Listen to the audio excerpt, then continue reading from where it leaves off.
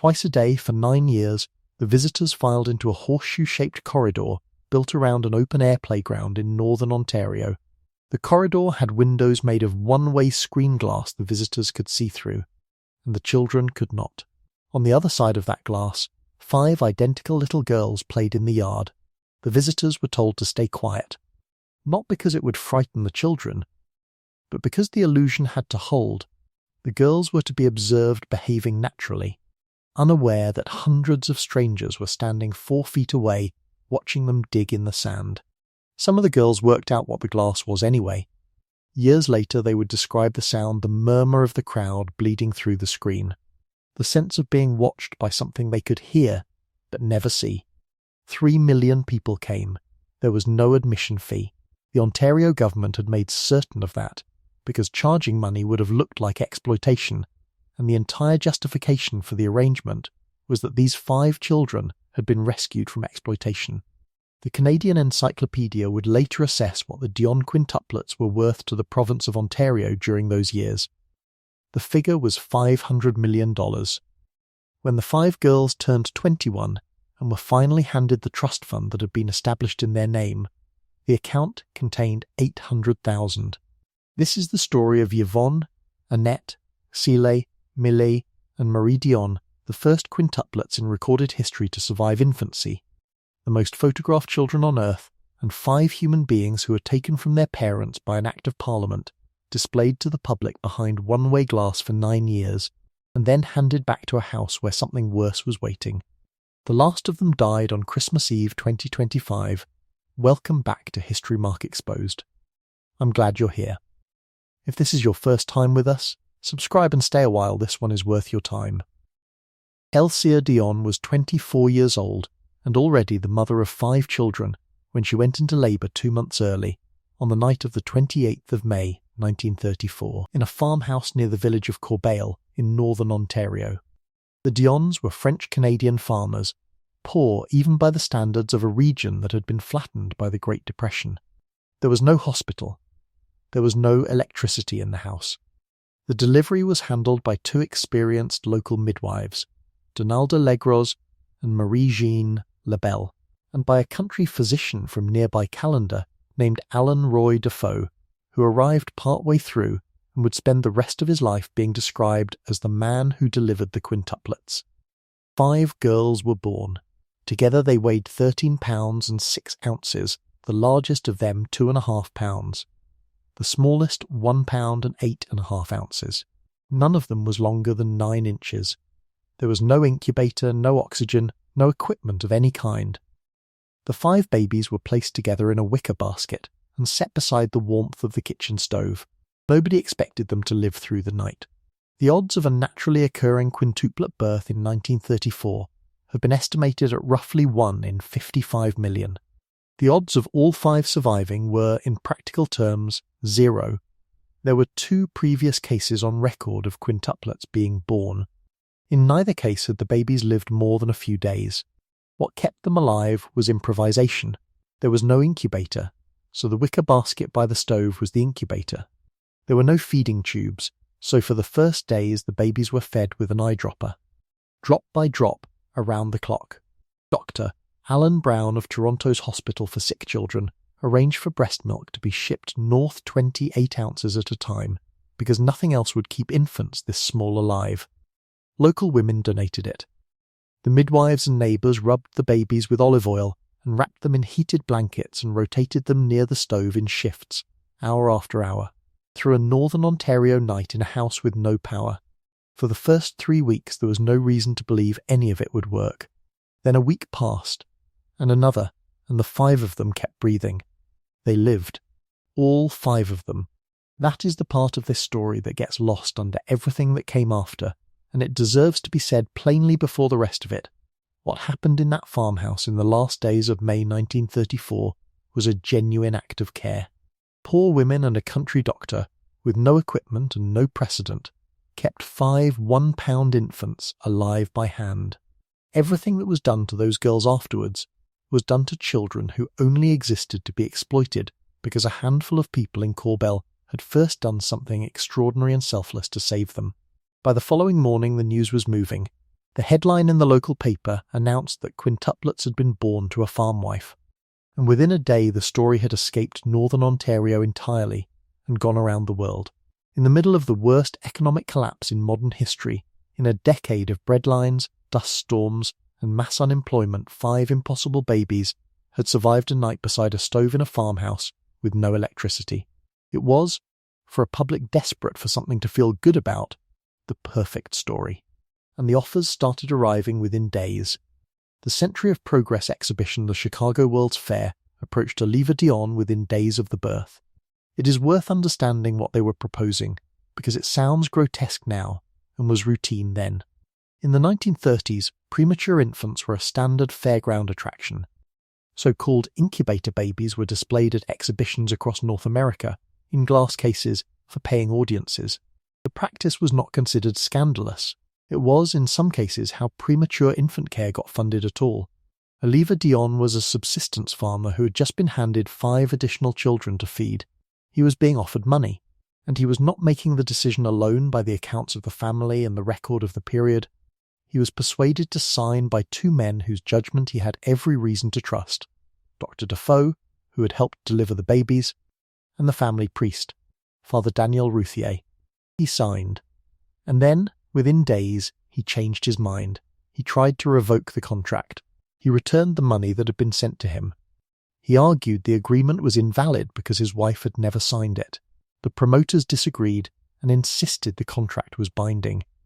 That reversal, a poor farmer signing a bad contract under pressure from his doctor and his priest, and then trying immediately to undo it, is the hinge on which the rest of these 5 lives turned.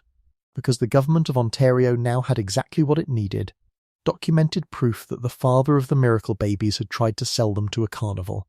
To protect the girls from that contract, Oliva and Elsire signed custody over to the Red Cross for 2 years. The Red Cross would pay the medical costs and build a facility. It seemed, at the time, like a temporary arrangement. Then, on the 15th of March 1935, the Ontario legislature passed a law called an Act for the Protection of the Dionne Quintuplets. The 5 girls 9 months old ceased to be the children of Oliva and Elsire Dionne and became wards of the Crown. Legally, they were now special wards of His Majesty King George V, and the guardianship would run until they turned 18. Their mother protested. It made no difference. A board of 4 guardians was appointed to manage their affairs, and Dr. Defoe was one of them. The stated purpose of the Act was to protect 5 infants from racketeers, chiselers and promoters whose only interest in them was financial. Within months, the government of Ontario had built them a tourist attraction. The compound went up directly across the road from the Dionne family farmhouse. Officially it was the Defoe Hospital and Nursery. Everyone called it Quintland. The girls lived there from infancy. Their parents lived across the road, close enough to see the building from their windows, and were permitted access on terms set by other people. When Oliva Dionne once tried to take a photograph of his own daughters through a window, he was reprimanded and reminded of the contracts because the photographic rights to his children had been sold, and he did not hold them. The observation gallery was built around the outdoor playground in a horseshoe, fitted with one-way screens. The public came twice a day, every day, during the tourist season. They were not charged admission, the government was careful about that, but they came anyway. And they came in numbers that redrew the economy of the entire region. Roughly 3 million visitors passed through between 1934 and 1943. At the peak, the quintuplets were the single largest tourist attraction in Canada, drawing more visitors than Niagara Falls. Around the compound, a full commercial ecosystem assembled itself. Souvenir stands, restaurants, gas stations, parking lots. A booming trade in stones from the Dionne farm sold to tourists as fertility charms. Every business in that corner of Ontario was, in some sense, a Dionne business, and the girls themselves were licensed. Their images sold cod liver oil, corn syrup, typewriters, and automobiles. They made 3 feature films for 20th Century Fox. Newspaper syndicates paid substantial annual sums for exclusive photographic access. The Toronto Star alone paid $25,000 a year into the quintuplet account for the privilege. Dr. Defoe, meanwhile, largely abandoned his medical practice, took his guardian's fees, and grew wealthy on endorsements and speaking engagements. He was made a Doctor of Litters by a New York social club in 1938, a joke that French-Canadian groups found offensive enough that Oliver Dionne would later cite it in his campaign to get his children back. There is a detail about the merchandising that says everything. Dolls were manufactured and sold in 5 packs, not one doll 5, in a box, because the product was not a child, it was the set. You could buy Yvonne, Annette, Cécile, Millie and Marie in a single package and stand them on a shelf in the order they were born. That was the commercial logic underneath all of it, and it was the same logic the nursery ran on. The value was in the 5-ness.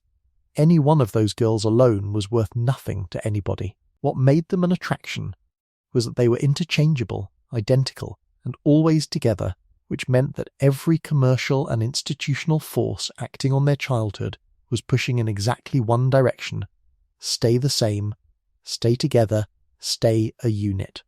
Do not become individuals, because individuals are not a product. Now consider what the inside of that arrangement was like for the 5 children at the centre of it. They were raised by rotating professional nurses under strict medical protocol. Affection was discouraged as a matter of policy. As the historian Sarah Miller documents, the nurses were instructed that kisses spread germs and that cuddling risked favouritism and spoiling. 5 small girls in a purpose-built facility, on a schedule, in a system explicitly designed to minimise the physical warmth they received. They were educated on site in a schoolroom with a handful of carefully selected local girls brought in for company. They later said it did nothing to prepare them for the world. Life magazine, which was itself profiting from photographing them, noticed the problem as early as September 1940, warning in print that the girls' schooling would never amount to a real education until they could be exposed to ordinary life among less supervised children, and that they had developed no social immunities to the unprotected existence they would eventually have to face. The magazine was right. Everyone could see it. Nothing changed. That sentence is worth sitting with, because it is the answer to the question people always ask about this story: how could nobody have known? Everybody knew. The concern was published in the largest picture magazine in America while the girls were 6 years old. Doctors raised it. French-Canadian community leaders raised it, loudly and repeatedly, and were dismissed as partisans. The girl's own mother had protested the act in tears when it passed. The information was never missing. What was missing was any person with the authority to act who did not also have a financial or professional stake in the arrangement continuing. The guardians profited. The province profited. The region profited. The press profited. And so the concern was noted, printed, discussed, and the gallery opened again the next morning at the usual time. And the observation was not occasional. It was the structure of their days. The gallery opened on a schedule, the girls were brought out to the playground on a schedule, the crowd moved through in timed groups and was replaced by the next crowd. On peak summer days, 6,000 people came through. The girls did not have a childhood that was occasionally interrupted by tourism. They had a job, and the job was being looked at, and it began before they could walk and continued until they were 9. There were nurses who genuinely cared for them. This is not a story in which every adult was a villain. And several of the women who worked at the nursery clearly loved those children. But they worked inside a protocol that treated warmth as a medical risk, and they rotated. Staff came and went. The 5 constants in each girl's life were the other 4. That is the detail that explains the rest of their lives. The Dionne sisters were not raised by parents or by any single caregiver, or in any household. They were raised by each other, in a facility, on a timetable, in front of an audience. Whatever attachment those girls formed, they formed sideways to the only 4 people in the world who were in the same position they were. Cécile Dionne put the whole arrangement into one sentence decades later in a 1984 interview. Because of the accident of their birth, she said, they were not considered people. Oliver Dionne spent 9 years fighting to get his daughters back. He was, in the public imagination of the 1930s, a difficult figure to sympathise with the father who had signed the World's Fair contract, the man the act had been passed to protect the children from. But he kept fighting, and slowly public opinion turned. By 1941, the Ontario Cabinet had ordered that the children be returned to their parents. In November 1943, Quintland closed, and the 5 girls then 9 years old crossed the road. They went into a 19-room mansion, newly built, paid for entirely with money the girls themselves had earned.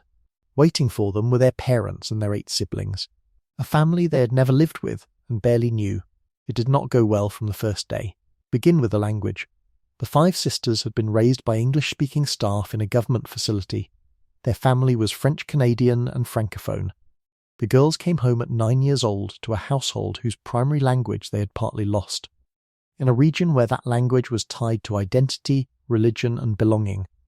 They were foreigners in their own family before anyone said a word to them. Then the arrangement of the house itself.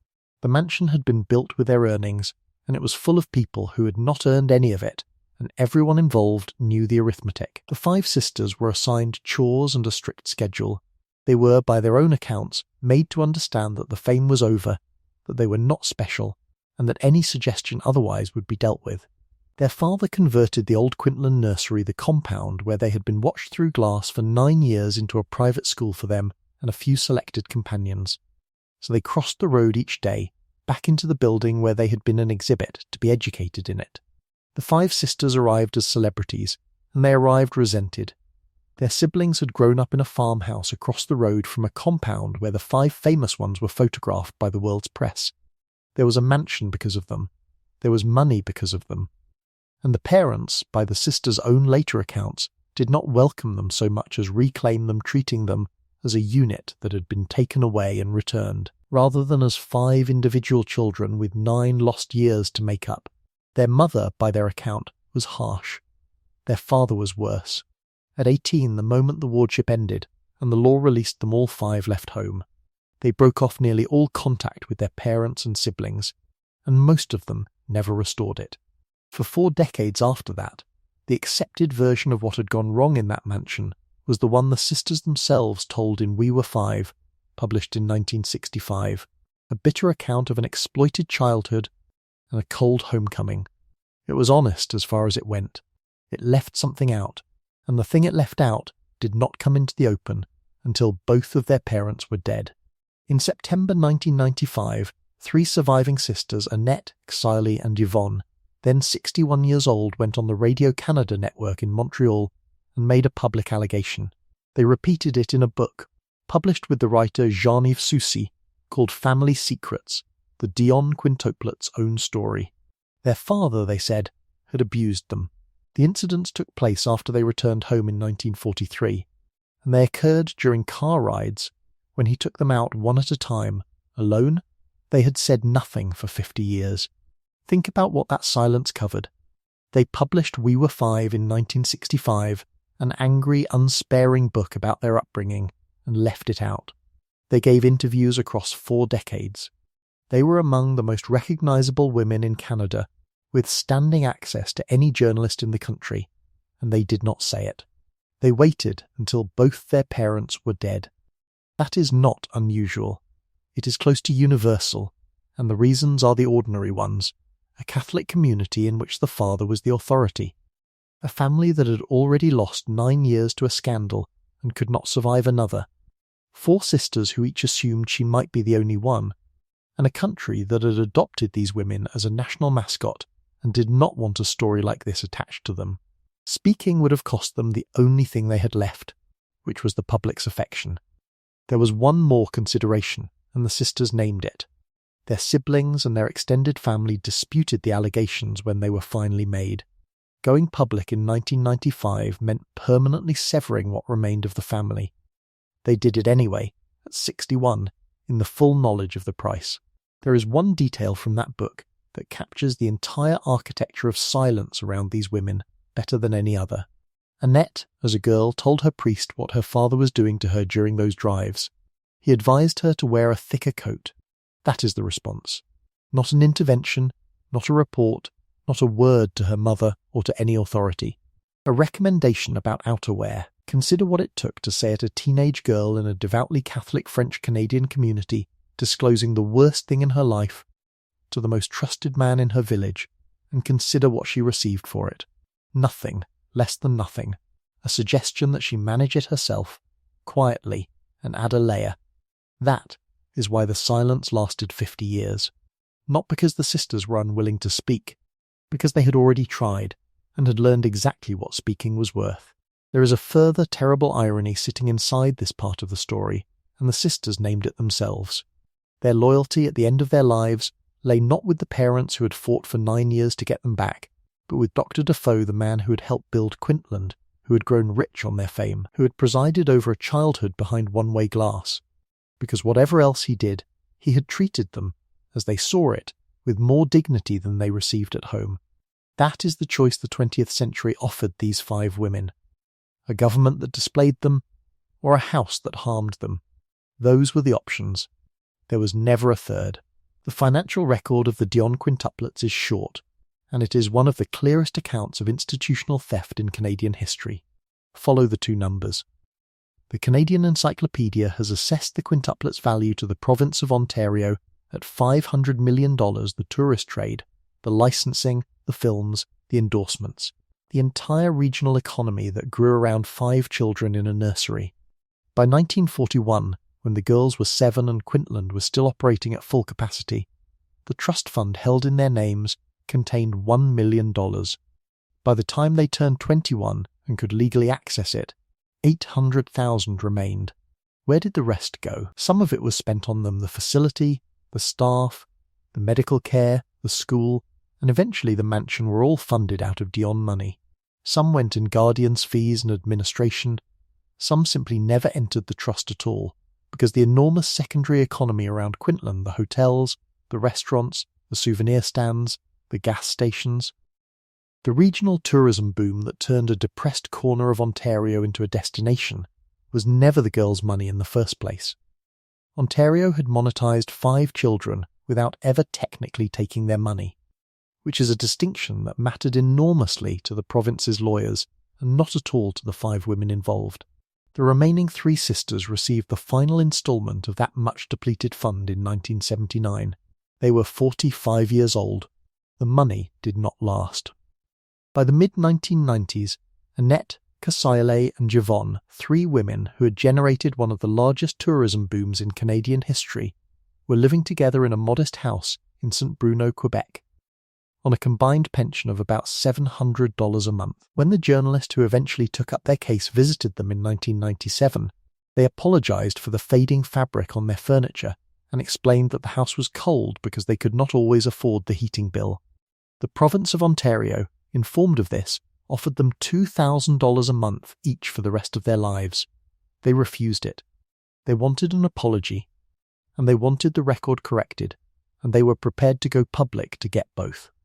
In March 1998, after extended negotiation and considerable press attention, the government of Ontario formally apologised to the 3 surviving Dionne sisters for having exploited them and paid them a lump sum settlement of $4 million, 64 years after they were born, 55 years after Quintland closed, 19 years after the last of their own trust money had run out. Their adult lives began, in every case, with an escape and a search for privacy, the one commodity none of them had ever been given. They moved to Montreal.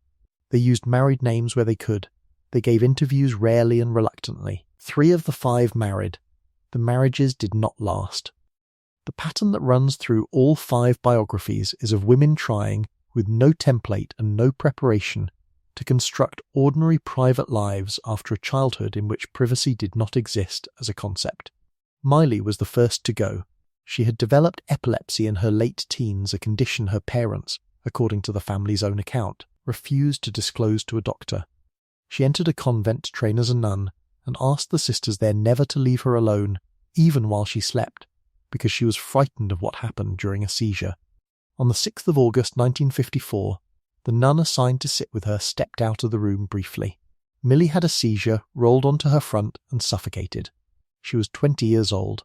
Marie married, had 2 daughters, separated from her husband in 1964, and never filed for divorce. She was found dead in her Montreal apartment on the 27th of February 1970, from what was reported as a blood clot in the brain. She was 35. Yvonne, the first of the 5 to be born, never married. She worked as a librarian and a nurse, spent time in a convent, and lived quietly. She died of cancer in Montreal on the 23rd of June 2001 at 67.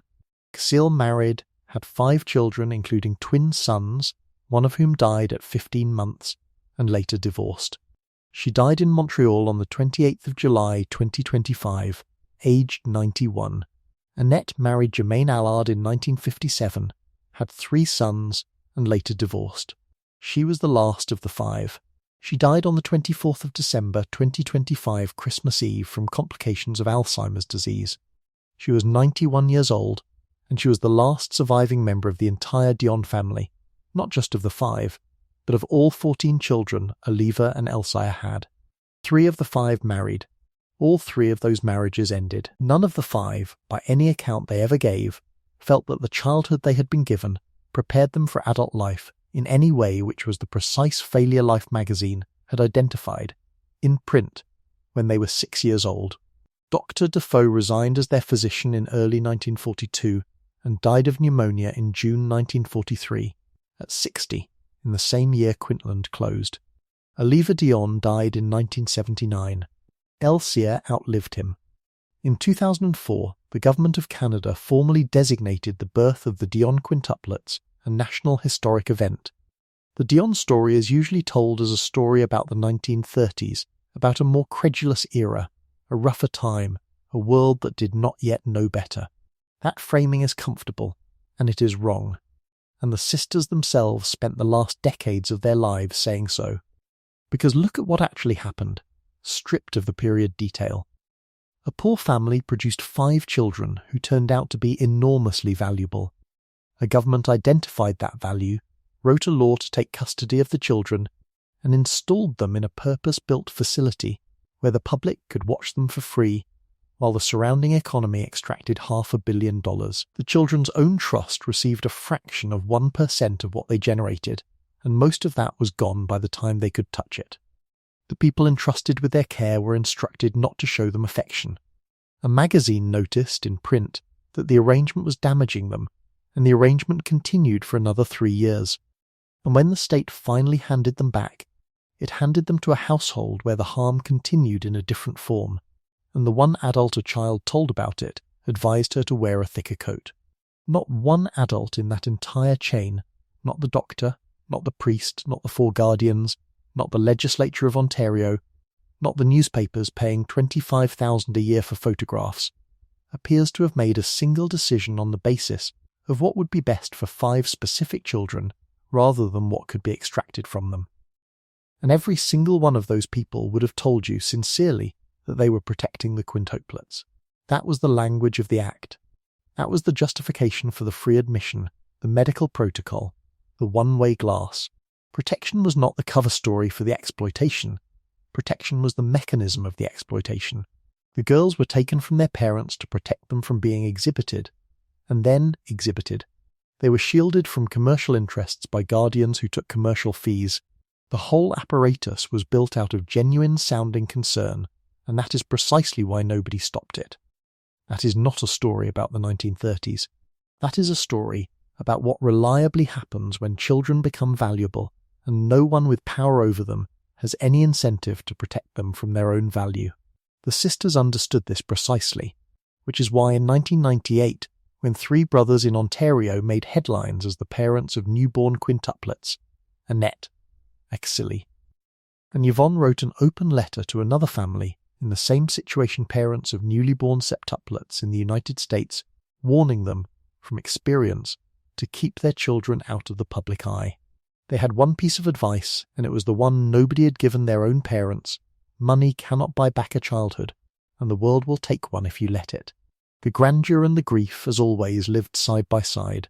5 babies in a wicker basket beside a stove, who beat odds of 55 million to 1 on a night when nobody expected them to see morning, and then spent 9 years behind one-way glass while 3 million strangers watched them play.